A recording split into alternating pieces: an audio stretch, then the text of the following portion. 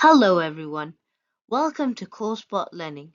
Today we're going to learn about the respiratory system. Let's find more about it. Introduction. The respiratory system is responsible for breathing and gas exchange. It allows the body to take in oxygen, remove carbon dioxide, help produce energy in cells. The main organs are the lungs. Okay, before I start this video, I did start the video, but before we go on to the explaining bit, I would like you guys to take a notebook out. I would like you guys to take a notebook out because I'll go through a lot of things very fast and you guys won't be able to take in all of it. So get a notebook out and jot down some notes so that you can understand it better. And when it comes to revision, you have your notes to revise. That's what I would suggest if you want to learn more, because jotting down in a notebook all the key points, and you can even pause the video to do it. I know I go very fast, but pause the video, jot down some notes. It will really help you in your education and learning, and it will help you revise as well. So now let's enter into the respiratory system. The main organs in the respiratory system are the nose, nasal cavity, pharynx, larynx, trachea, bronchi, lungs, alveoli, diaphragm. All these parts work together in a continuous breathing. Inhalation. First point, breathing begins with inhalation. Number 2, the diaphragm contracts and moves downward. The chest cavity expands.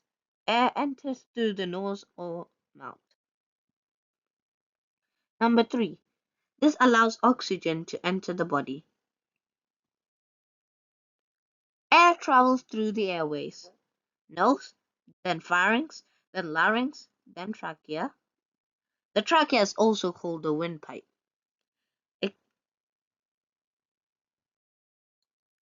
Air enters the lungs. The trachea divides into two bronchi. Again, two bronchi. One bronchus goes to each lung. Inside the lung, bronchi divide into smaller tubes called bronchioles. Air moves deeper, air moves deeper into the lungs. Oxygen is transported. After gas exchange, oxygen attaches to red blood cells. The circulatory system carries oxygen to body cells. Cells use oxygen to produce energy. This process is which we call respiration.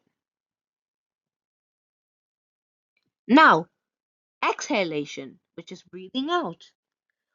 After cells produce energy, carbon dioxide is formed as waste. Blood carries carbon dioxide back to the lungs during exhalation. The diaphragm relaxes and moves upward. The chest cavity becomes smaller. Now, let's look at the role of the diaphragm.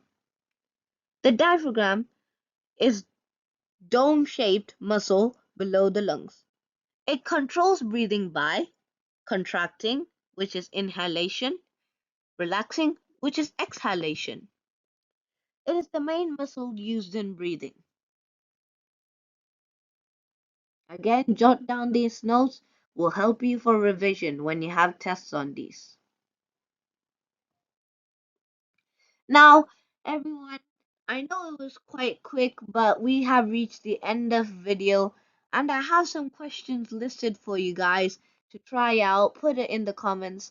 I'll give you guys feedback. I'll say how much you got out of these questions, and I'll see what you can improve on. I'll text you what you can improve on in the comments. So make sure you try these questions and give your answers in the comments.